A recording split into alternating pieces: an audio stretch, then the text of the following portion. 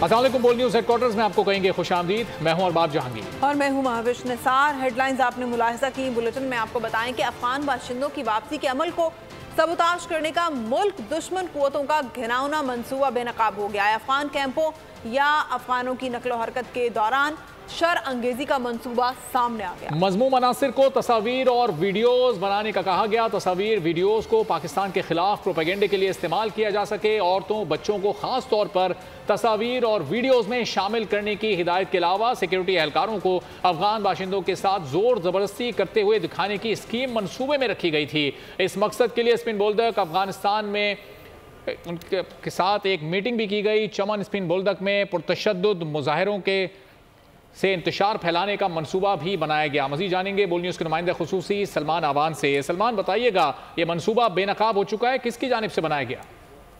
जी बिल्कुल, ये मंसूबा पाकिस्तान के दुश्मनों की जानिब से बनाया गया। वो दुश्मन जिनके इरादे किसी से ढके छुपे नहीं हैं, उनका मकसद यही है कि पाकिस्तान को पूरी दुनिया में बदनाम किया जाए। लेकिन पाकिस्तान इस बात का अज़्म किए हुए है कि ये जो गैर कानूनी तौर पर मुकीम गैर मुल्की हैं, इनको हर हाल में पाकिस्तान से डिपोर्ट किया जाएगा। पाकिस्तान ने इनको रज़ाकाराना तौर पर बाइज्जत वापसी का मौका फराहम किया और अब की हुकूमत पाकिस्तान ने इनकी बाइज्जत वापसी के लिए बड़े जामे और मौसर इंतजाम किए हैं, जो कि दुश्मन को एक आंख नहीं भारे। ये मनसूबा या साजिश जो है वो पकड़ी गई है। लागड़ी जो कि मजदूर होते हैं इन बॉर्डर एरियाज के अंदर, जो कि मामूली उजरत के ऊपर सामान जो है बॉर्डर पार करवाते हैं, उन्हीं लागड़ियों के साथ मिलकर एक साजिश करने की कोशिश की गई। उनको रुपए पैसे का लालच देकर के पाकिस्तान से जब अफगान मुहाजिरीन जब बॉर्डर क्रॉस कर आए तो बॉर्डर के ऊपर तमाशा खड़ा किया जा सके, फायरिंग हत्या के खवातीन और बच्चों पर करवाई जाए। और इस हवाले से जो साजिश के ताने बाने हैं उनमें ये खास तौर पर बात शामिल की गई कि खवातीन और बच्चों की ऐसी तस्वीर या वीडियोज जो है वो सामने आए जिसके अंदर पाकिस्तानी सिक्योरिटी इदारों और उनको जो आपस में कश्मकश में मुब्तला दिखाया जाए, उनको हाथापाई करते हुए दिखाया जाए ताकि ज्यादा से ज्यादा हम धरतियां बटोरी जाएं और पाकिस्तान को बदनाम किया जाए। लेकिन ये साजिश जो है वो पकड़ी गई है। पाकिस्तान के इदारों ने इस साजिश को बेनकाब कर दिया और इस हवाले से वादे किया है कि जो पाकिस्तान की जानिब से फैसला किया गया है गैर मुल्कियों को वापस भेजने का, गैर कानूनी गैर मुल्कियों को फिलहाल वापस भेजने का, इसके ऊपर हर हाल में अमल दरामद जो है वो जारी रहेगा। और जो स्पिन बोल्दक है अफगानिस्तान का इलाका, वहां से जराये का कहना है कि वहां पर ये साजिश जो है खास तौर पर तैयार की गई। तो उसमें फोकस यही था कि चमन और स्पिन बोल्दक की जो बॉर्डर क्रॉसिंग्स हैं वहां पर पुरतशद्दुद एहतजाजी मुजाहरे भी किए जाएं ताकि ज्यादा से ज्यादा इंतशार फैले और जो पाकिस्तानी बॉर्डर क्रॉसिंग करके अफगान बाशिंदे जो हैं वापस चले जाए, अफगानिस्तान जाएं या वहां पर खड़े हों, पाकिस्तानी साइड पर मौजूद हो तो वहां पर उन पर फायरिंग जो है वो करवाई जाए। क्योंकि अगर आपको याद हो कि चमन जैसे ही मसरूफ तरीन बॉर्डर क्रॉसिंग के ऊपर कई बार फायरिंग के वाकयात जो हैं वो रूनुमा हो चुके हैं और मोस्टली यही देखा गया है कि अफगानिस्तान की जानिब से बिलाइज्जाल फायरिंग की जाती है, चाहे उसके अंदर अफगान सिक्योरिटी फोर्सेज हों, मौजूदा हों, साबका हों या दहशतगर्द हों। अफगानिस्तान की सरजमीन से पाकिस्तान के ऊपर फायरिंग की जाती है। लेकिन ये मजमूम और घिनौना मंसूबा जो है वो पकड़ा गया है जिसका मकसद यही था कि पाकिस्तान के दुश्मन अनासर जो है यहाँ पर इस सारी जो एक्सरसाइज की जा रही है, सारा जो प्रोसेस किया जा रहा है उसको सबोटाज कर सकें और ज्यादा से ज्यादा इंतशार फैला सकें। को आम खबर दें, योब में सिक्योरिटी फोर्सेस ने इंटेलिजेंस बेस्ड ऑपरेशन किया है। दहशतगर्दों और सिक्योरिटी फोर्सेस के दरमियान फायरिंग का तबादला हुआ और इसके नतीजे में 6 दहशतगर्दों को जहन्नुम वासिल कर दिया गया। 8 दहशतगर्द इस ऑपरेशन के नतीजे में हलाक कर दिए गए। योब में ये टारगेटेड कार्रवाई की गई है। योब का इलाका है संबाजा, जहां पर दहशतगर्दों की मौजूदगी की इत्तला पर यह कार्रवाई की गई। शदीद फायरिंग का तबादला हुआ सिक्योरिटी फोर्सेज और दहशतगर्दों की जानिब से और इस फायरिंग के तबादले में 8 दहशतगर्द मारे भी गए हैं। हथियार, गोलियां और धमाका खेज मवाद भी बरामद हुआ है। मजीद जानेंगे बोल न्यूज़ के नुमाइंदा खुसूसी सलमान आवान हमारे साथ मौजूद हैं। सलमान, क्या अपडेट्स हैं आपके पास इस कार्रवाई की? बिल्कुल, ये इंटेलिजेंस बेस्ड ऑपरेशन था। योग के इलाके संबाजा में किया गया जहां पर सिक्योरिटी फोर्सेज ने दहशतगर्दों की मौजूदगी की इत्तला पर उनके ठिकाने के खिलाफ कार्रवाई की और उस ऑपरेशन के दौरान दोनों जानिब से शदीद फायरिंग का तबादला हुआ जिसके नतीजे में 6 दहशतगर्दों को जहन्नुम वासिल किया गया है। और ISPR का ये बताना है, तस्दीक की गई है कि हलाक होने वाले दहशतगर्दों से बड़ी मिकदार के अंदर असलहा और बारूदी मवाद भी बरामद हुआ है। और ये जो दहशतगर्द जिनको हलाक किया गया है ये ना सिर्फ सिक्योरिटी फोर्सेज के खिलाफ कार्रवाइयों में मुलविस थे बल्कि इस इलाके के अंदर जो आम शहरी हैं, बेगुनाह शहरी हैं, वो भी इनकी कार्रवाइयों का निशाना बनते थे, जिसमें ज्यादातर भत्ताखोरी और टारगेट किलिंग जैसे वाकयात हैं, क्योंकि भत्ताखोरी और टारगेट किलिंग जैसे वाकयात से ही अपना जो एक माली वसाइल हैं वो प्रोवाइड होते हैं ऐसे दहशतगर्दों को। इस वक्त अगर हम ताज़ा तरीन सूरत हाल की बात करें, अपडेट की बात करें, तो इस इलाके के अंदर एक सैनिटाइजेशन ऑपरेशन किया जा रहा है। उसका मकसद यही है कि अगर दहशत इलाके के अंदर बचे कुछ दहशतगर्द, उनके साथी सहूलतकार मौजूद हैं, तो उनका मुकम्मल खात्मा यकीनी बनाया जा सके। और इसके साथ ही ISPR की जानिब से वाज़ेह किया गया है कि पाकिस्तान की सिक्योरिटी फोर्सेज कौम के ताउन से दहशतगर्दी की जो लानत है उसको जड़ से उखाड़ फेंकने के लिए पुरअज़्म है, और ऐसी जो कार्रवाइयाँ हैं वो मुस्तकबिल में भी जारी रहेंगी। जी ठीक है सलमान अमान, बहुत शुक्रिया। इस बारे में आपसे मजीद डिटेल्स भी जानते रहेंगे। गैर कानूनी तारकीन वतन के लिए पाकिस्तान छोड़ने की मोहलत खत्म होते ही मुल्क भर में एक्शन शुरू कर दिया गया है। मैपिंग और जियो फेंसिंग के जरिए अफगान बाशिंदों की निशानदही कर ली गई है। गैर कानूनी मुकीम अफराद की बड़ी तादाद को डिपोर्ट करने के लिए होल्डिंग सेंटर्स पहुंचा दिया गया है। कराची की अफगान बस्ती से 31 अफराद पकड़े गए। इस्लामाबाद से 2 बसें 64 अफगान बाशिंदों को लेकर तुरखम रवाना हो गई। मोहलत खत्म, एक्शन शुरू। कोई गैर मुल्की गैर कानूनी तौर पर अब नहीं ठहर सकता। सबको पकड़ पकड़ कर उनके मुल्कों को भेजा जाएगा। मुल्क की तारीख में पहली बार फॉरेन एक्ट 1946 पर अमल का हुक्म। मैपिंग और जियो फेंसिंग के जरिए अफगान बाशिंदों की निशानदेही कर ली गई। मुल्क में 49 होल्डिंग पॉइंट्स पर जांच पड़ताल का अमल जारी है। खैबर पख्तूनख्वा में 3 लाख अफगानियों को होल्डिंग सेंटर पहुँचाया जाएगा। कोयटा से 30,000 अफराद की वतन वापसी की तस्दीक कर दी गई। 5,000 से ज्यादा तारकीन वतन को चमन पहुंचा दिया गया। कराची में सोहराब गोड़ के करीब अफगान बस्ती और मच्छर कॉलोनी में कार्रवाई। 31 अफराद को गिरफ्तार करके होल्डिंग सेंटर पहुंचा दिया गया। कराची में मजमूई तौर पर 1,65,000 तारकीन वतन रिहाइश पजीर हैं। इस्लामाबाद से 2 बसें 64 अफगान बाशिंदों को लेकर तुरखम रवाना हो गई। हुकाम के मुताबिक अब तक 1,40,000 अफगान पनाह गुज़ीन वापस जा चुके हैं। गैर कानूनी मुकीम गैर मुल्कियों के खिलाफ कार्रवाई शुरू हो चुकी, रुकने वाली नहीं। आज 100 अफराद को हिरासत में ले लिया। पनाह देने वाले भी कानून की जद में आएंगे। निगरान वज़ीर इत्तलात बलूचिस्तान जाना चकज़ई कहते हैं माफिया और कुछ लोग सूरत हाल का फ़ायदा उठाने की कोशिश कर रहे हैं। बहुत से गैर मुल्की अफराद दहशत गर्दी में मुलव्विस थे। आज से कार्रवाई शुरू हुई है और अभी तक हमने तकरीबन 100 लोगों को डिटेन किया है। बाज़ माफिया और मुफाद परस्त सियासतदान मौजूदा सूरत हाल का नाजायज़ फ़ायदा उठाने की कोशिश कर रहे हैं। इन्हें ख़बरदार करते हैं कि वो कोई ऐसा काम ना करे जिसका नुकसान उन्हें कल उठाना पड़े। इसके अलावा अभी तक जो लोग वॉलंटियरली चमन उनकी तादाद 35,000 तक पहुँच चुकी है। अभी तक जो हमारे पास तकरीबन 30,000 के करीब जो लोग एविक्ट हुए हैं, उनका हमने जो डेटा चेक किया है, किसी ने भी अपने नाम पे प्रॉपर्टी नहीं रखी हुई। उन्होंने यहाँ तो बेनामी किसी के नाम पे करवाई हुई है, यहाँ वो रेंट पे यहाँ पर रह रहे थे। हाउएवर अगर इस तरह की कोई प्रॉपर्टीज़ मिलती हैं तो उसको हम लैंड रेवेन्यू एक्ट के तहत अपने नाम पे बहके सरकार जब्त करते हैं टेम्परेरीली जब, और उसके ऊपर एक प्रोसीडिंग स्टार्ट हो जाती है जिसको हम कहते हैं अटैचमेंट प्रोसीडिंग। वो हमारी स्टार्ट हो जाएगी। जगह जो है उसको हम सील कर देंगे, उसकी इन्वेंट्री जो है एक मजिस्ट्रेट साहब बना लेंगे। कराची में गैर कानूनी तौर पर मुकीम तारकीन वतन के खिलाफ कार्रवाई जारी है। पुलिस की भारी नफरी सोहराब गोट के करीब अफगान बस्ती में दाखिल हो गई। घर घर तलाशी के दौरान 25 अफराद को हिरासत में ले लिया गया। पुलिस के मुताबिक अल आसिफ स्क्वायर और इतराफ में भी ऑपरेशन किया जाएगा।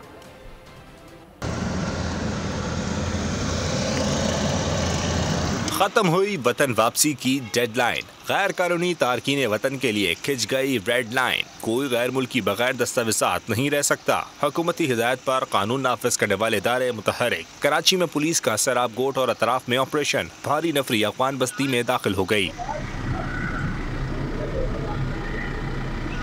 घर घर तलाशी। 25 अफगान बाशिंदों को हिरासत में ले लिया गया। पकड़े जाने वाले अफराद से शनाख्ती कार्ड भी बरामद हुए। SSP ईस्ट के मुताबिक गिरफ्तार अफराद होल्डिंग कैंप में रखे जाएंगे।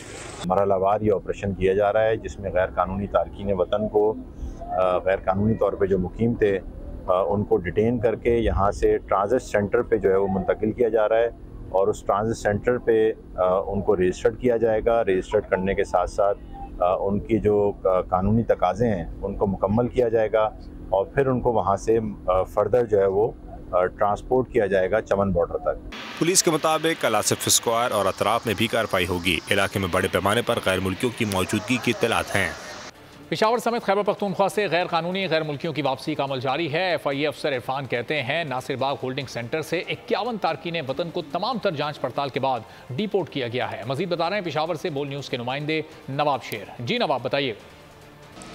जी बिल्कुल, पेशावर के नासिरबाग होल्डिंग पॉइंट से गैर कानूनी गैर मुल्कियों के इनखला का सिलसिला जारी है और यहाँ पर उनकी रजिस्ट्रेशन करने के बाद बाइज़्ज़त तौर पर उनको अपने वतन वापस भेजा जा रहा है। मेरे साथ इस वक्त FIA ऑफिसर इरफान साहब मौजूद हैं, उनसे बात करते हैं। जी बताइए, अभी तक कितने जो गैर कानूनी मुकीम गैर मुल्की थे यहाँ से वापस वतन भेजे जा चुके हैं और क्या प्रोसेस होता है? जो जुम्हान सेंटर है, अभी तक इससे आज इनखला का आगाज़ हुआ है। तकरीबन 51 बंदे आज हमने इनकी डिपोटेशन की है। इससे पहले ये सेंट्रल जेल में थे। सेंट्रल जेल से मुतल्लिका कोर्ट के आर्डर्स उनके पास थे। वो कोर्ट उसके आर्डर लेने के बाद नादरा वालों का एक स्पेशल ऐप बना हुआ है। उन पे उनकी सारी जो फिंगर्स और सारा डेटा कैप्चर किया गया और उसके बाद उनकी इमिग्रेशन के लिए हमारे साथ आ गए। FIA की इमिग्रेशन एग्ज़िट के बाद अभी इनको तुरखम के ज़रिए बाइज़्ज़त तौर पर वापस करेंगे। जो अच्छा, FIA क्या काम कर रही है इस सिलसिले में? FIA का रोल यही था कि जो एग्ज़िट होती है, एंट्री एग्ज़िट का काम FIA का इमिग्रेशन का होता है। तो इधर हमारा बेसिक काम एग्ज़िट फैसिलिटेशन है गैर कानूनी जो मुकीम हजरात है उनकी। जैसा कि आप लोग देख रहे हैं कि FIA एहलकारों का यही कहना है कि अभी तक जो है वो 51 गैर मुल्की जो गैर कानूनी तौर पर यहाँ पर मुकीम थे उनको अपने वतन वापस भेजा जा चुका है और इनको जो है वो आगाह कर रहे थे। मैं और मेरा ख़ानदान तारकीन वतन है, कहीं मुझे गिरफ्तार तो नहीं कर लिया जाएगा? मेरे खिलाफ अब क्या कानूनी कार्रवाई होगी? मुझे जिला वतन तो नहीं कर दिया जाएगा? ये और बहुत से सवालात तारकीन वतन के जहनों में उठ रहे हैं, जिनके तसल्ली बख्श जवाबात जानना आपके लिए बहुत ज़रूरी है।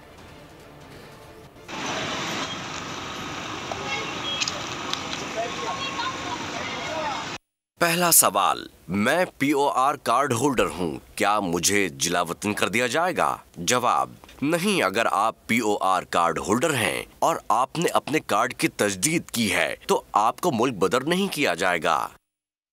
दूसरा सवाल, मैं POR कार्ड होल्डर हूँ लेकिन मेरे खानदान के कुछ अफराद के पास POR कार्ड नहीं है, क्या उन अहले खाना को मुल्क बदर कर दिया जाएगा? जवाब, गैर रजिस्टर्ड कुंबे के अफराद जिनके पास FRC हैं को मुल्क बदर नहीं किया जाएगा।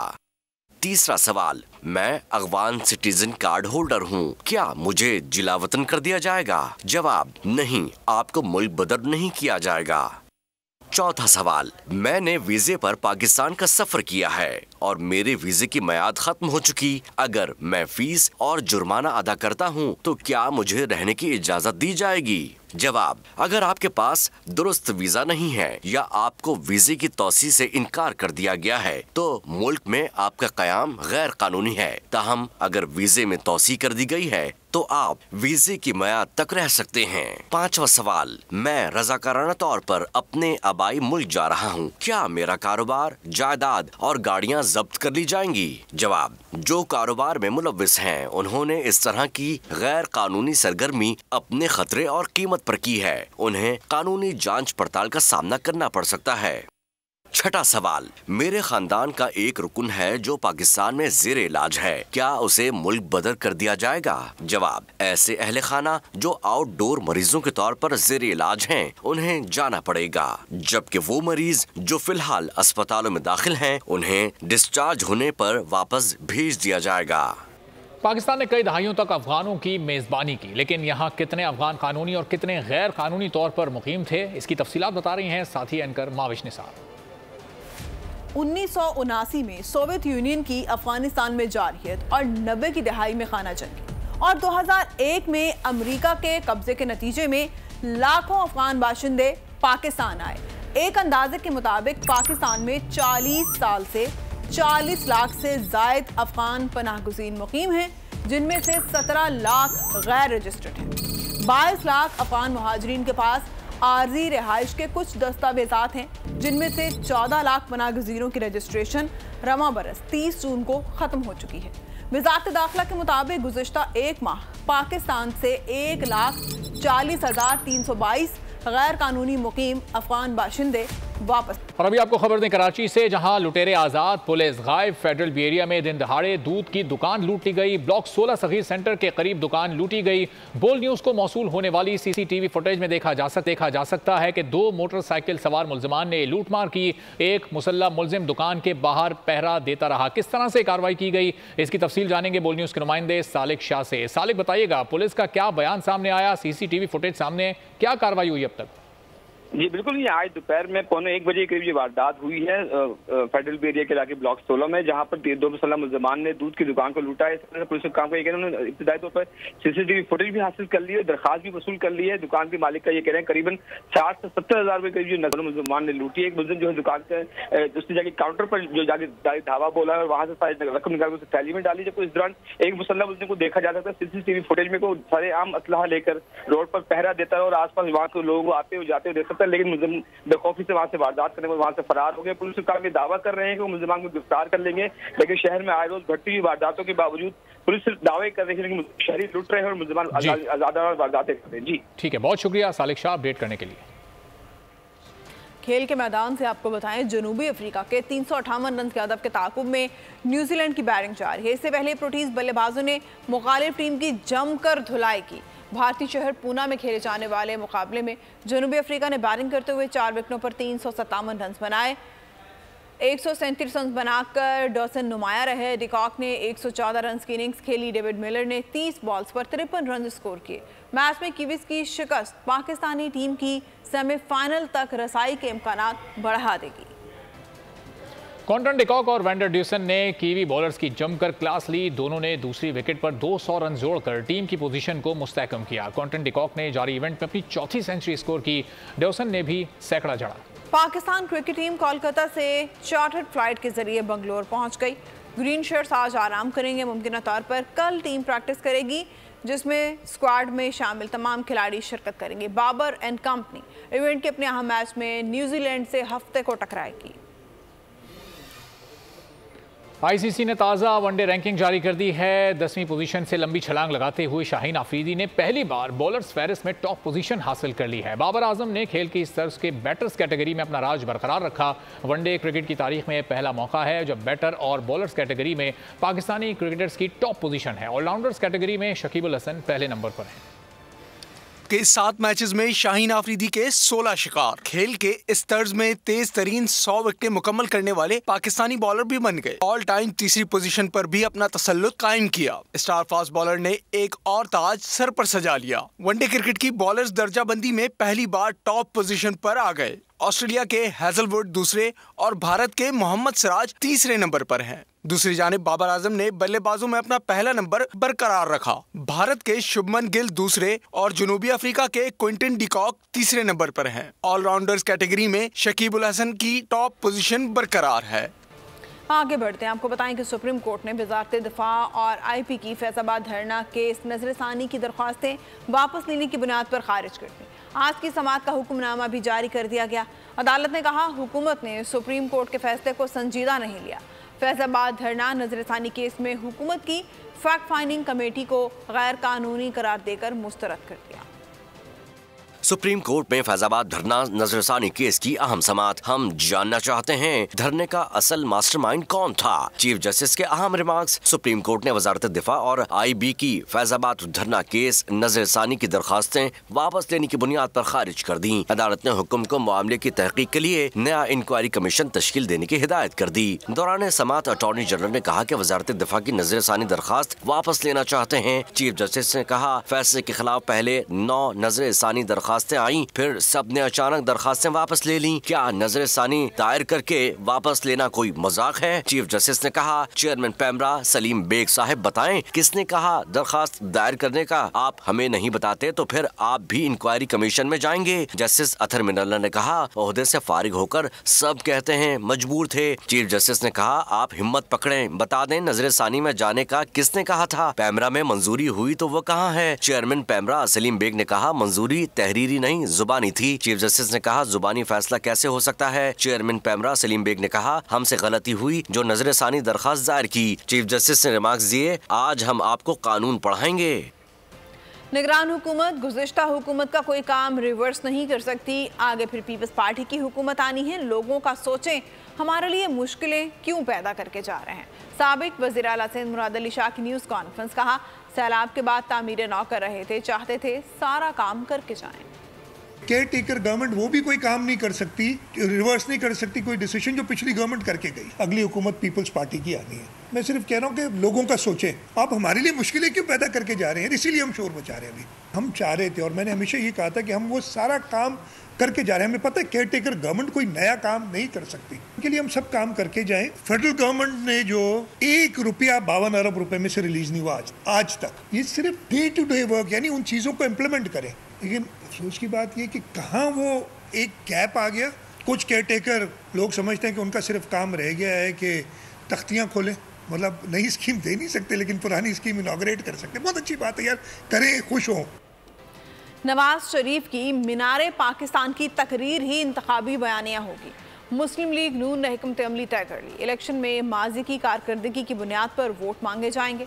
9 मई के जिम्मेदारों से बात होगी, ना ही सियासी मुफाहमत। नवाज शरीफ की मीनारे पाकिस्तान की तकरीर इंतखाबी बयानिया। मासी की कारकर्दगी की बुनियाद पर वोट मांगे जाएंगे। मुस्लिम लीग नून ने हिकमत अमली तैयार कर ली। नवाज शरीफ की ज़ेर सदारत इजलास में क्या फैसले हुए, बोल न्यूज़ अंदरूनी कहानी सामने ले आया। सराय के मुताबिक सबसे पहले इंतखाबी मंशूर तैयार करवाया जाएगा। मंशूर के बाद पार्लिमानी बोर्ड की तश्कील और टिकटों की तकसीम होगी। पार्टी साबका अदवार के मंसूबों की बुनियाद पर मैदान में उतरेगी। नवाज शरीफ खुद इंतखाबी जलसों से खिताब करेंगे। 9 मई के जिम्मेदारों से बात होगी, ना ही सियासी मफाहमत। लीगी क़यादत ने इजलास में 2 टोक फैसला कर लिया। सराय के मुताबिक नवाज शरीफ ने मासी में काम न करने देने का शिकवा किया। मुल्क को बहरानों से निकालने का अज़म का इजहार किया। कहा पहले गुलाम इसाक फिर मुशर्रफ ने काम नहीं करने दिया। तीसरी बारी के दौरान धरने करवाए गए, मुझे ज़बरदस्ती निकाला गया। हमें काम करने दिया जाता तो आज पाकिस्तान दुनिया की 20 बड़ी मईशतों में शुमार होता। सेनेट ने इसराइली जारियत के खिलाफ और अहले फ़लस्तीन से इज़हार यकजहती के लिए मुत्तफ़िका करारदाद मंजूर कर दी। करारदाद में कहा गया किसी रियासत ने ऐसा कत्लेआम और जंगी जुराइम नहीं किए। इसराइल की हिमायत करने वाले शरीक जुर्म हैं। निगरान वज़ीर ख़ारजा जलील अब्बास चलानी ने कहा पाकिस्तान फ़लस्तीन के साथ है और रहेगा। किसी रियासत ने ऐसा कत्लेआम और जंगी जराइम नहीं किए। इसराइल की हिमायत करने वाले शरीक जुर्म हैं। अहले फ़लस्तीन से सारे यकजहती के लिए सेनेट ने करारदाद मंजूर कर ली। Those who are in favor of the resolution may say aye. Those against the resolution may say no. I think the ayes have it. The resolution is passed unanimously. Full access of Gaza to all international humanitarian organizations so that relief supplies and water can be supplied to the beleaguered citizens of Gaza, and further demands an end to Israeli aggression and occupation. अरकान senate ने सारे ख्याल में सूरत हाल को अफसोसनाक करार दिया। उम्मत मुसलमान के किरदार को भी तनकीद का निशाना बनाया। निगरां वज़ीर ख़ारजा जलील अब्बास चलानी ने कहा फ़लस्तीन के साथ हैं और रहेंगे। मैं इस ऐवान की जानिब से, हुकूमत की जानिब से और अवाम की जानिब से एक मरतबा फिर ये इयादा करता हूँ कि हम फ़लस्तीन के अवाम के साथ हैं, हमेशा रहे हैं और आइंदा भी हमेशा उनके साथ रहेंगे। करारदाद की मंजूरी के बाद अवान बाला का इजलास गैर मुय्यना मुद्दत के लिए मुलतवी कर दिया गया। I hereby prorogue the Senate session on the conclusion of its business on Wednesday, the 1st November 2023. Signed, Chairman Senate. बात करते हैं इसराइली दहशतगर्दी की जो थम नहीं सकी। सेहूनी दरिंदों ने जबालिया कैंप पर क़यामत ढा दी। तैयारों ने 1-1 टन के अमरीकी साख्ता 6 मिसाइल गिराए। शुहदा की मजमूई तादाद 8625 तक जा पहुंची। नेतन्याहू हुकूमत ने हमास से लड़ाई में 9 फौजी मारे जाने की तस्दीक की। कुछ मज़ीद खबरें शामिल करते हैं। आपको बताएं कि सिंध हाई कोर्ट ने मेयर कराची को ज़िमनी बलदियाती इंतखाबात में हिस्सा लेने से रोकने की दरख्वास्त पर फैसला महफूज कर लिया। जमात इस्लामी की दरख्वास्त पर समाअत के दौरान जस्टिस अकील अब्बासी ने इस्तिफसार किया कि क्या मेयर को ज़िमनी इलेक्शन लड़ने की इजाज़त है। वकील जमात इस्लामी ने कहा मेयर इलेक्शन लड़ सकता है लेकिन क़वायद व ज़वाबित की खिलाफ वर्जी नहीं कर सकता। मेयर कराची अपनी मुहिम में सरकारी मशीनरी इस्तेमाल कर रहे हैं। मुर्तज़ा वहाब का वोट इब्राहिम हैदरी और केमाड़ी में रजिस्टर्ड नहीं है। अदालत ने दलाइल सुनने के बाद दरख्वास्त काबिल समाअत होने से मुतालिक फैसला महफूज कर लिया। में इस वक्त बहस जारी है कि अगले साल जनवरी के आखिर में इलेक्शन होंगे या नहीं।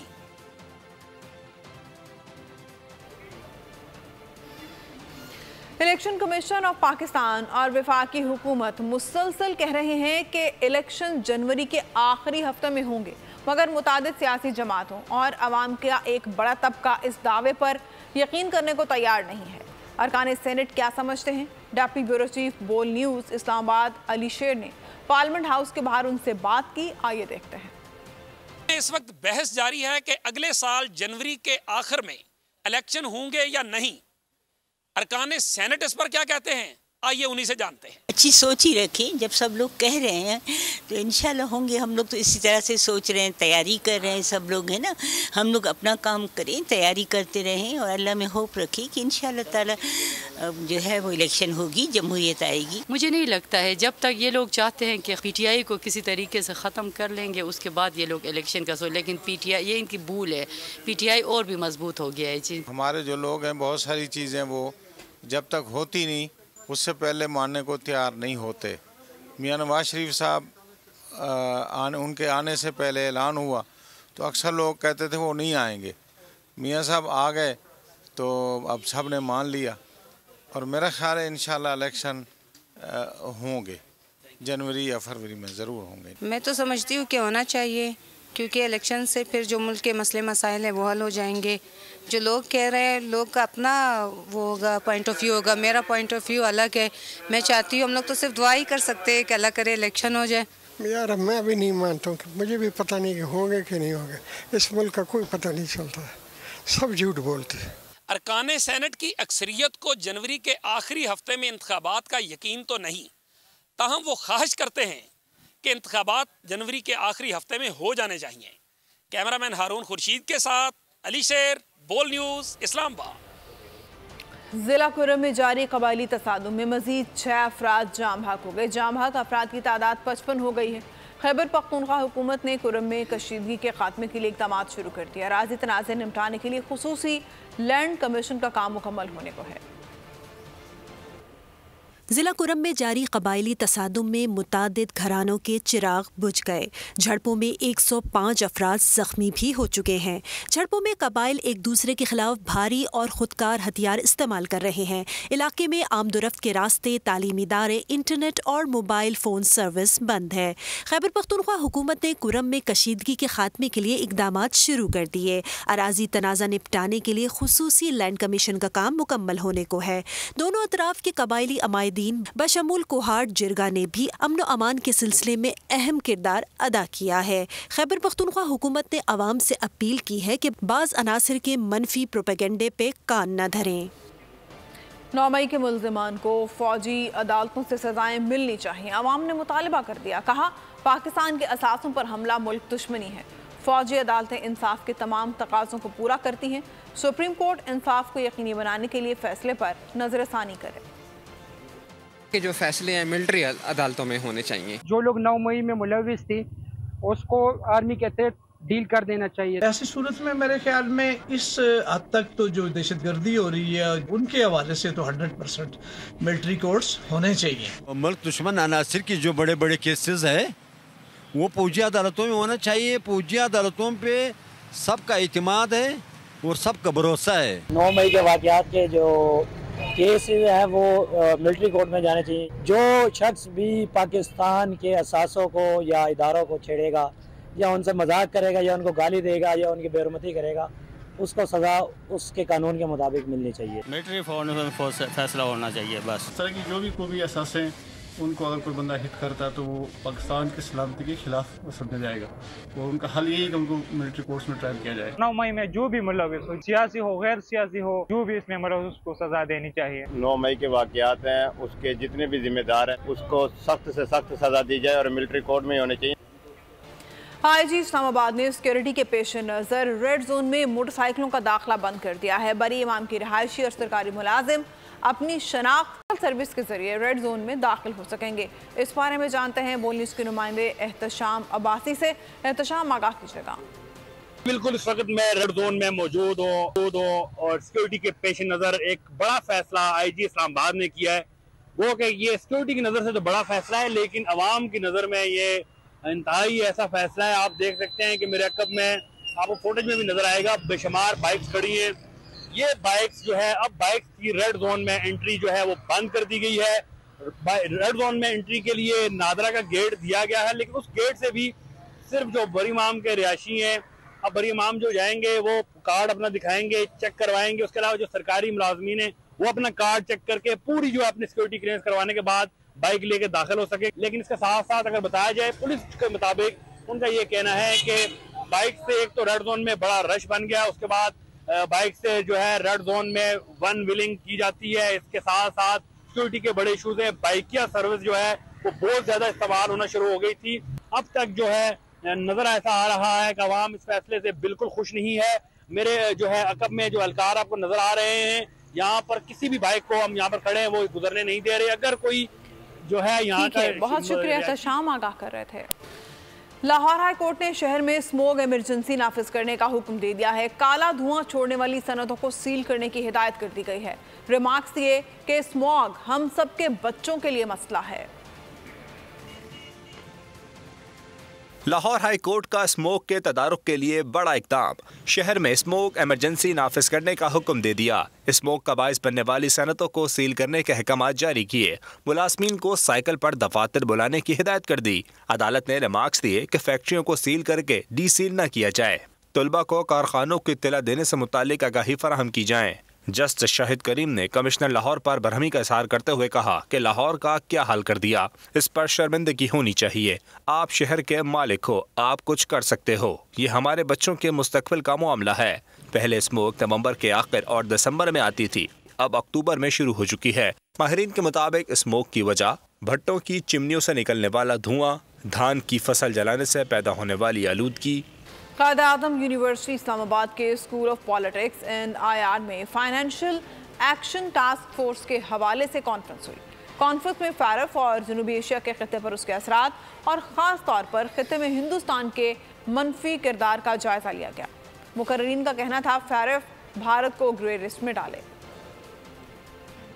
जनूबी एशिया पर FATF के असरात। कायद-ए-आज़म यूनिवर्सिटी में अहम कॉन्फ्रेंस। भारत की FATF रुकनियत पर खतरे की तलवार लटकने लगी। खिताब में डॉक्टर जफर नवाज जसपाल ने बताया कि भारत की जानिब से कनाडा में सिख रहनुमा का कत्ल सुर्खियों में रहा। भारतीय बहरिया के 8 साबिक एहलकारों को कतरी अदालत ने सजाए मौत भी दी। आइंदा माह FATF की एक टीम भारत पहुँच रही है। How they are examining the 8 naval officers, decorated naval officers, so-called Indians. They have been not trialed in Qatar. So allegation is spying. That means that employees and ex-employees of the state are involved in these kind of the things. Doctor Waqas Masood Khan ने कहा, भारत आलमी drug mafias के लिए bank का किरदार अदा कर रहा है। दुनिया के अंदर सबसे बड़ा जुए का अड्डा जो है वो बॉम्बे है। खुद यहाँ बैठे हुए लोग जो क्रिकेट के अंदर जुआ खेलते हैं और जो बुकीज हैं यहाँ पे बैठे हुए, सब का सब जो है उनका काम बॉम्बे में चल रहा है। कामरान सईद उस्मानी ने कहा,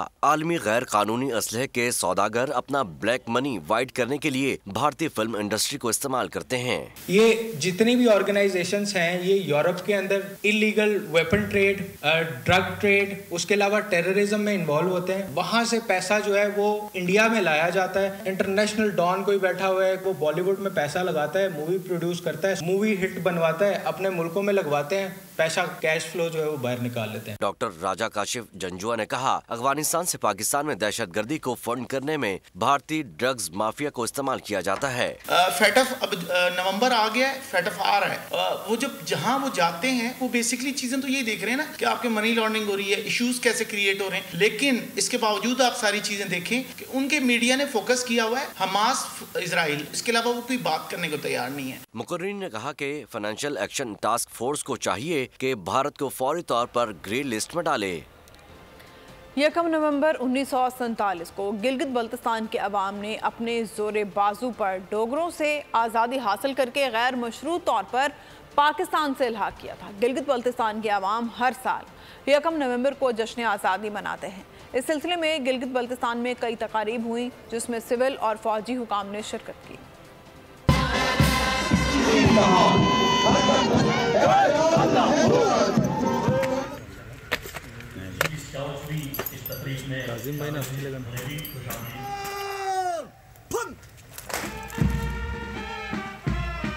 जिन्होंने जोश और खरोश के साथ इस शानदार परेड में हिस्सा लिया।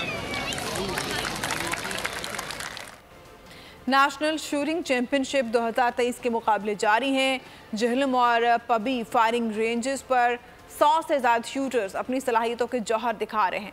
चैंपियनशिप में शूटर्स के स्कोर को पाकिस्तान लॉन्ग रेंज शूटिंग की कौमी रैंकिंग की तश्कील के लिए शुमार किया जाएगा। हर कैटेगरी के 3 बेहतरीन खिलाड़ियों और टीमों को सोने, चांदी और कांसी के मेडल्स दिए जाएंगे। बलूचिस्तान के मुख्तलिफ इलाकों में नौजवानों के लिए मुस्बत और सेहतमंद सरगर्मियों का इनेकाद किया गया। मुख्तलिफ अजला में खेलों के मुकाबलों का इनेकाद, बलोच नौजवान खिलाड़ियों और शायकीन की भरपूर शिरकत। ज़िला हब सोराब, चागी, ज़ियारत, पंजगोर, बारखान, मूसा खेल, केच, खुजदार, दुकी और लौरालाई में 36 मुख्तलिफ क्रिकेट मैचेस का इनेकाद किया गया, जिसको मजमूई तौर पर 3700 शायकीन ने देखा। ज़िला कलात, केच, हरनाई, चागी, गवादर, सिब्बी, सोराब और योब में फुटबॉल मैचेस को 10,460 शायकीन ने देखा। इन सरगर्मियों की वजह से बलोच नौजवान कौमी धारे में शामिल होकर पाकिस्तान की तामीर और तरक्की के लिए फ़ाल शहरी साबित हो रहे हैं। नफरत जुर्म से होती है, इंसान से नहीं। जहां हुजूर की महफिल होती है वहां अल्लाह की रहमत होती है।